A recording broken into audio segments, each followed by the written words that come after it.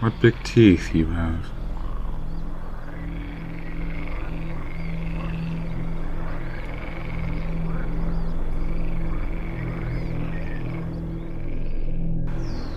There's something horrible happening in Fever Swamp. Something really horrible. It started with a strange howling at night. Then there was the rabbit, torn to shreds. Everyone thinks Grady's new dog is responsible. After all, he looks just like a wolf, and he seems a little on the wild side. Grady knows his dog is just a regular old dog, and most dogs don't howl at the moon, or disappear at midnight, or change into terrifying creatures when the moon is full. Or do they? Hello everyone, and welcome to Goosebumps Overviews, the show where we go over Goosebump books and judge them on their rim. Tonight's episode is book number 14, The Werewolf of Fever Swamp.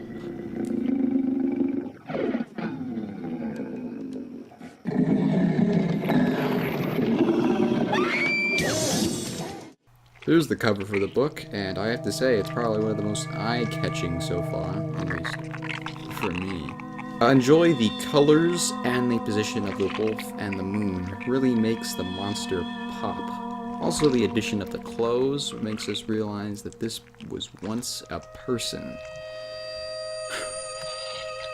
In other words, it's got 2 thumbs up from me. So, today's book goes over the character Grady, who just moved from Vermont all the way to Florida. Oh, jeez, that sounds like a terrible idea. Ooh. I don't know about you guys, but moving from a very snowy place to a very hot place doesn't seem like a good idea. But you see, Grady, his parents are scientists, and they want to study deer in a swamp habitat. But these just aren't any deer. They're South African swamp deer. By the way, I looked that up. Quote-unquote swamp deer are actually from India. I will put the name of this so-called swamp deer at the bottom for you to look up, if you so wish. Somebody's not checking their facts. Okay, I do that too. Come on, guys. Have you played Lost Lands? My god. Buddy, you just blew your image. So the area that they moved to is a location called Fever Swamp. It's a small neighborhood with 6 houses and very few people, and, to make it even worse, a creepy swamp hermit who lives deep within the swamp. And boy oh boy, they do set up the fact that this guy is creepy.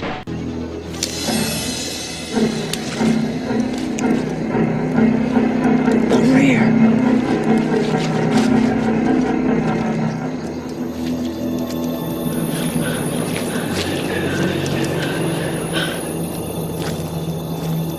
Swamp hermit. Funny when he came out at night.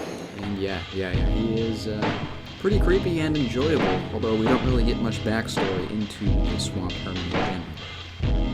We just get to observe his creepiness. The story is kind of set up like a mystery because we learn halfway through that there's a werewolf around this swamp killing people.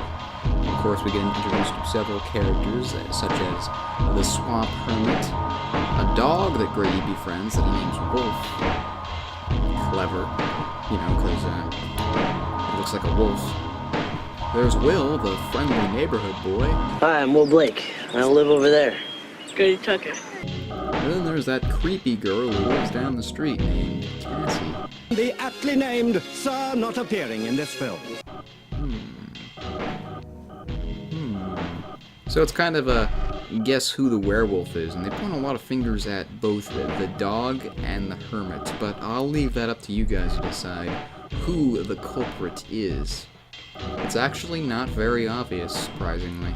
There's no hints towards it, and kind of comes out of nowhere, but it's there. Which leads me to wonder, I really want to, once they discover the culprit, I kind of wish that they went in more into depth about how this culprit was living. Which, if you read the book, you'll be knowing who I'm talking about here.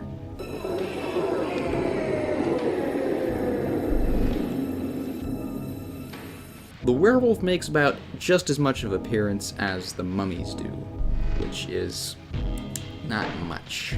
Honestly, it's more of just setups and jump scares, which, as you know, I can like and I can hate, in which this case I kind of hated, and I was a bit bored and disappointed when reading this. So let's talk about the ending.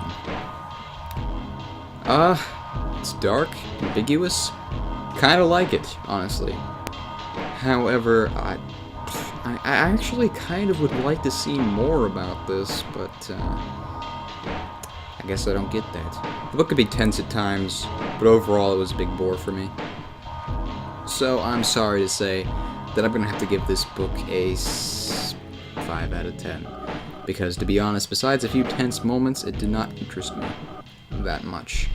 There was a lot of things that could have been expanded on, and a lot of things that felt like they could have been cut out. Also, my god, the parents are so stupid in this. So incredibly stupid and innate. What is the deal with Goosebump parents and not listening to their children? Oh, they're kids. They're fucking stupid. We don't need to listen to them. They're fucking dumbasses.